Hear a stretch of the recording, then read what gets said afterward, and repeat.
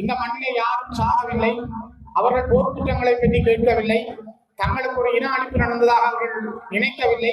அப்படி நினைத்திருந்தால், போர்க்குற்றம் நடந்திருந்தால், இங்கு யாராவது செத்திருந்தால் அவர்கள் எங்களுக்கு வாக்களித்திருப்பார்களா? ஒரு இன அழிப்பு செய்யப்பட்ட இனம் 4 லட்சத்துக்கும் மேற்பட்ட மக்களையும் இந்த மண்ணிலே நாங்கள் ஆகுதியாக்கி இருக்கிறோம். 60,000க்கும் மேற்பட்ட மாவீரர்களை விதையாக்கி இருக்கிறார்கள். அரசியல் கைதிகள் என்று யாரும் இல்லை. ஆனந்த சுதாகரன் அவருடைய மனைவியும் இறந்து விட்டார். 2 பிள்ளைகளை வளர்ப்பதற்கு ஆட்கள் இல்லை.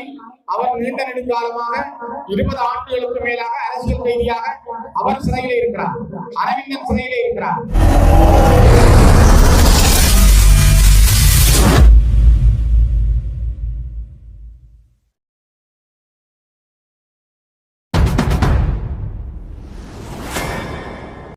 திருவள்ளுவர் சமசமாலயத்தினுடைய வருட விழா நிகழ்வுகளின் தலைவர் அருண் பிரகாஷ் அவர்களே, இந்த நிகழ்விலே 2025ஆம் ஆண்டில் தமிழர் திருநாளான தைப்பொங்கலோடு தை திருநாள் வாழ்த்துக்களை முதலில் உங்களுக்கு தெரிவிப்பதில் நான் மகிழ்ச்சி அடைகிறேன். மிக முக்கியமாக ஒரு சமசமூக நிலையம் அல்லது ஒரு நிறுவனம் 60 ஆண்டுகளை பூர்த்தி செய்தல் என்பது மிக கடினமான பாதை.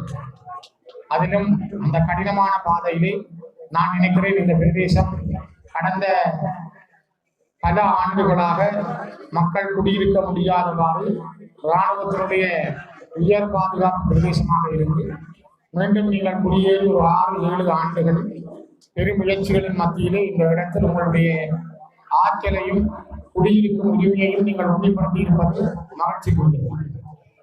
அன்புக்குரியவர்களே, நாங்கள் இந்த மண்ணை விட்டு ஓடாமல் மண்ணிலே வாழ்கிறோம் என்கிற அந்த தைரியமும் அந்த கெத்தும் உங்களுக்கு இருப்பதனால்தான் மீண்டும் இந்த இடத்திலே ஒன்று கூடி ஒன்றாகவே நாங்கள் இருக்கிறோம்.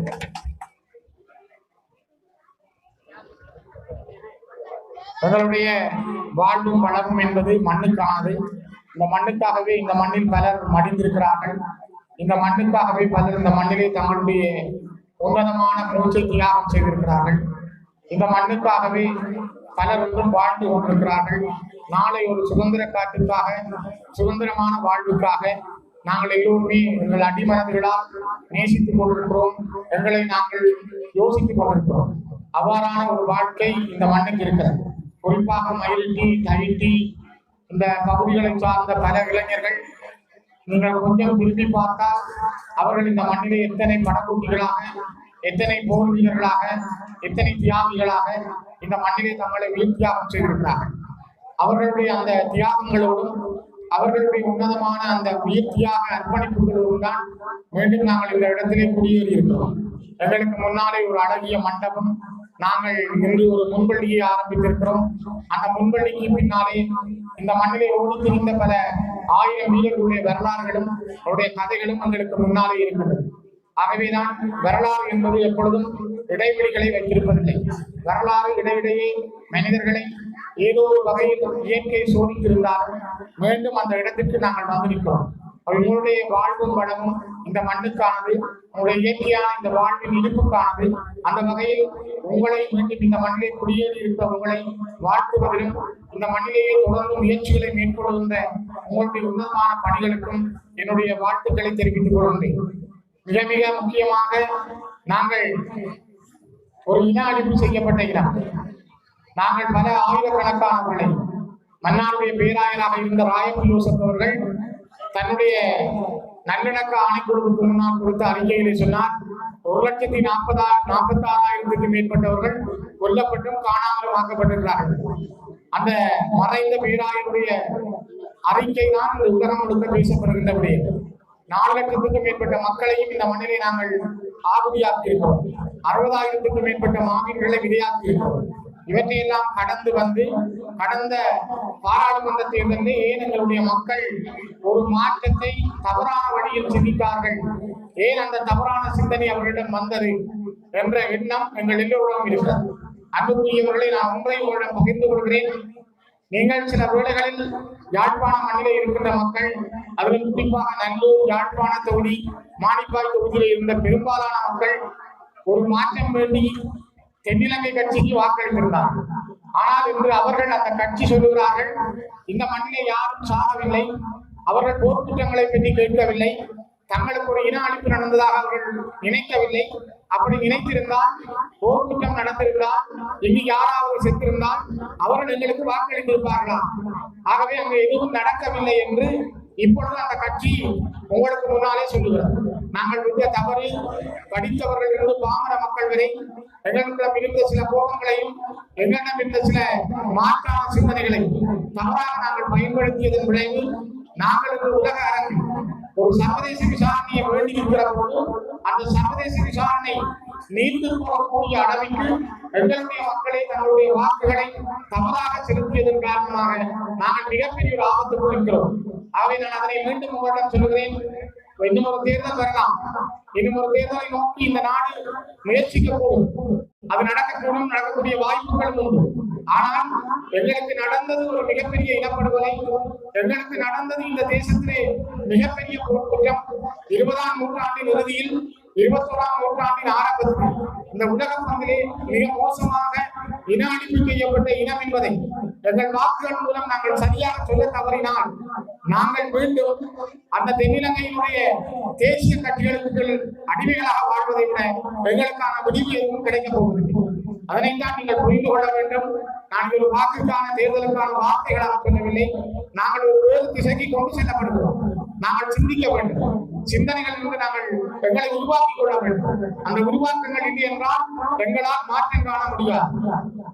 எங்கள் ஆட்சியில இருப்பவர்கள் சொல்றார்கள் அரசியல் கைதிகள் என்று யாரும் இல்லை என்று. ஆனந்த சுதாகரன் அவருடைய மனைவியும் இறந்து விட்டார். 2 பிள்ளைகளை வளர்ப்பதற்கு ஆட்கள் இல்லை. அவர் நீண்ட நெடுங்காலமாக 20 ஆண்டுகளுக்கு மேலாக அரசியல் கைதியாக அவர் சிறையிலே இருக்கிறார். அரவிந்தன் சிறையிலே இருக்கிறார். இன்னும் 1000 பல இளைஞர்கள் இருந்தாலும் நூற்றுக்கணக்கான அரசியல் கைதிகள் இப்பொழுதும் இருக்கிறார். ஆனால் அரசினுடைய சிறைத்துறைக்கு பொறுப்பான அமைச்சர் சொல்கிறார் அரசியல் கைதிகள் இல்லை. ஆகவே நாங்கள் எங்களை புறப்பட்டுக் கொள்ள வேண்டிய, எங்களை திருத்திக் கொள்ள வேண்டிய, எங்களை நாங்களே கேள்வி கேட்க வேண்டிய ஒரு கால தேவைக்குள் நாங்கள் வந்திருக்கிறோம். இந்த சிந்தனையை உருவாக்குங்க. தமிழர்கள் ஒரு தனித்துவமான இடம், எங்களுக்கான தனித்துவமான மொழியடையாளம், எங்களுடைய நில அடையாளம், எங்களுக்கே உரித்தான கலாச்சார பண்பாட்டு அடையாளங்கள். நாங்கள் எங்களை நாங்களாக அடையாளப்படுத்துகின்ற அதற்கான ஒரு வலுவை கொண்டு வர வேண்டும். அந்த வலு தேர்தல் மூலம்தான் தீர்மானிக்கப்பட வேண்டும். அந்த தேர்தல் வருகிற போது நாங்கள் ஏதோ ஒரு மாற்றம் என்ற மாயை கொண்டு போய் எங்களுடைய இடத்தை இழந்து கொண்டால் மீண்டும் எங்களுக்காக பேசுவதற்கு யாரும் இருக்க மாட்டார்கள். யாரோ சின்ன சின்ன விஷயங்களுக்காக கல்வி கொடுப்பதற்கும் காணியுடைய எல்லைக்காகவும் கதைப்பார்களை தவிர விட்டு போன காணிகளை மீட்டெடுத்து தர மாட்டார்கள். அல்லது எங்களுடைய மண்ணிலே நாங்கள் வாழ வேண்டிய உரிமைகளை, பாதைகளை திறந்து எங்கள் காணிகளை விடுவிக்க மாட்டார்கள். இன்னும் கூட நாங்கள் இதிலே இருக்கிறோம். இன்னும் ஒரு 1/2 கிலோமீட்டர் தள்ளி போனால் எங்களுடைய காணிகள் இன்னும் விடுவிக்கப்படாமல் இருக்கிறது, இன்னும் ஆக்கிரமிக்கப்பட்டிருக்கிறது. நான் நின்று பேசுகின்ற இந்த வலிகாமம் வடக்கிலே கிட்டத்தட்ட 2700 ஏக்கர் காணிகள் 13 கிராம அலுவலர் பிரிவை சேர்ந்த 2700க்கும் மேற்பட்ட ஏக்கர் நிலங்கள் இப்பொழுதும் ராணுவ பிடிக்குள் இருக்கிறது என்றால் நீங்கள் நம்புவீர்களா? அல்லது இந்த ஆட்சிக்கு வாக்களித்த நாங்கள் நம்புவோமா? அல்ல இந்த ஆட்சியாளர்கள் இந்த மக்கள் எங்களுக்கு வாக்களித்து ஆசனம் தந்தார்களே அந்த காணிகளை விடுவோம் என்று நினைப்பார்களா? தயவு செய்து சிந்தியுங்க. இதை நாங்கள் தான் போராடி எடுக்க வேண்டும். முதலிலும் நாங்கள் தான் போராடி எடுக்கின்றோம். இங்கே தமிழ்ச்சாளர் ஸ்ரீநந்த் இருக்கிறார். அவருக்கு தெரியும் இதை எவ்வாறு போராடினோம், எத்தனை வழக்குகள், எவ்வளவு போராட்டங்கள், மக்களுடைய கூட்டு முயற்சிகள், இந்த காணிகள் எவ்வாறு விடுவிக்கப்பட்டது. அதே போலதான் எங்களுக்கு முன்னாலே இருக்கின்ற எங்களுடைய நிலங்களை மீட்டெடுக்கிற உரிமை எங்களிடம் இருக்கிறது. நான் வள்ளுவத்திலே நிற்கிறேன். பக்கத்திலே தைண்டியிலே எங்களுடைய நிலம் பறிக்கப்பட்டு விகாரை கட்டப்பட்டிருக்கிறது. அது உயர் பாதுகாப்பு வலயமாக இருந்தபொழுதுதான் யாருக்கும் தெரியாமல் கட்டப்பட்டிருக்கிறது. இன்று 8 ஏக்கர் காணிகளை விகாரையை சுற்றி கேட்கிறார்கள். தங்களுக்கு சொந்தமான தனியாருடைய தமிழ் மக்களுக்கு சொந்தமான காணியை கேட்கிறார்கள். ஆகவே இந்த நில பிடிப்புகள், நிலப்பறிப்புகள் இருந்து மக்களை மீட்டெடுத்த எங்கள் மக்களுக்கான நிரந்தரமான அரசியல் தீர்வு, மக்கள் தாங்களாக இந்த மனதை வாழ்கின்ற வாழ்க்கை முறைக்கு இந்த அரசாங்கம் தன்னுடைய சமாதான கதவுகளை எப்பொழுது திறக்கும், அதற்கான தைரியம் எப்பொழுது அவரிடம் பெறும் என்பதை நாங்கள் அதிகமாக எதிர்பார்க்கிறோம்.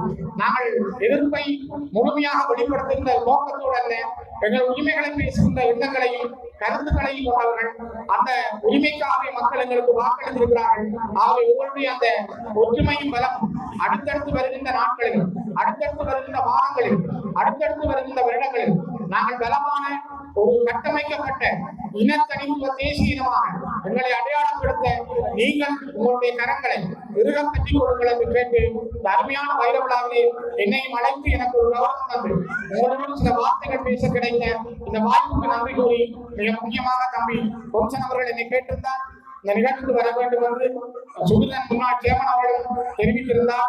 அவர்களுடைய அந்த அன்பான அழைப்பு அருட்பிரகாசனுடைய தலைமைத்துவம் உங்கள் எல்லோருடைய வருகை எல்லோருக்கும் நன்றி கூறி விடைபெறுகிறேன். மிக்க நன்றிகள். யாழ்ப்பாணத்தில் தையிட்டி வள்ளுவர் சனசமூக நிலையத்தினுடைய வைர விழாவும் சாதனையாளர் கௌரவிப்பு நிகழ்வும் நேற்றைய தினம் இடம்பெற்றது. இதில் சிறப்பு விருந்தினராக பாராளுமன்ற உறுப்பினர் சிவஞானம் ஸ்ரீதரன் கலந்து கொள்கின்றார். அவ்வாறு கலந்து கொண்டவர் அங்கு ஒரு கருத்தொன்றை தெரிவிக்கின்றார். அதாவது இந்த இம்முறை இடம்பெற்ற தேர்தல்களில் தேசிய மக்கள் சக்தி வடக்கு கிழக்கில் கணிசமான வாக்குகளை பெற்றுக்கொண்டது. இவ்வாறு கணிசமான வாக்குகளை அவர்கள் பெற்றுக்கொண்டதால் இறுதி யுத்தத்தில் இனப்படுகொலை வடக்கில் இடம்பெறவில்லை, தமிழ் மக்கள் இனப்படுகொலை இடம்பெறவில்லை, அவர்கள் அவ்வாறு இடம்பெறவில்லை என்பதை ஏற்றுக்கொண்டே எமக்கு கணிசமான வாக்குகளை அளித்தார்கள், அதனால் தான் அவர்கள் தேசியத்தை விடுத்து எமக்கு வாக்களித்தார்கள் என பகிரங்கமாக தேசிய மக்கள் சக்தியினர் பிரச்சாரத்தை மேற்கொள்கின்றனர். எமது மண்ணில் இனப்படுகொலை ஒன்று இடம்பெறவில்லை என்பதை தமக்கு அளித்த வாக்குகள் உறுதிப்படுத்துவதாக அவர்கள் தெரிவிப்பதாக சிவஞானம் ஸ்ரீதரன் குறிப்பிடுகிறார். எனவே நாம் இனியும் இவ்வாறு பிரிந்து இருக்கக்கூடாது, தேசியம் நிலைநாட்டப்பட வேண்டும், நமக்குள் உள்ள முரண்பாடுகள் அனைத்தும் நீக்கப்பட்டு நாம் ஒற்றுமைப்பட வேண்டும். இந்த முரண்பாடுகள் காரணமாகவே பல புதிய உறுப்பினர்கள் பாராளுமன்றம் சென்றுள்ளதாக அவர் குறிப்பிடுகிறார். யாரென்று தெரியாதவர்கள், அரசியல் செயற்பாடுகளில் இல்லாதவர்கள், திடீரென முளைத்தவர்கள் இவ்வாறு பாராளுமன்றம் செல்வதற்கு இது ஒரு காரணமாக அமைந்துள்ளதாக அவர் சுட்டிக்காட்டுகிறார். அனைவரையும்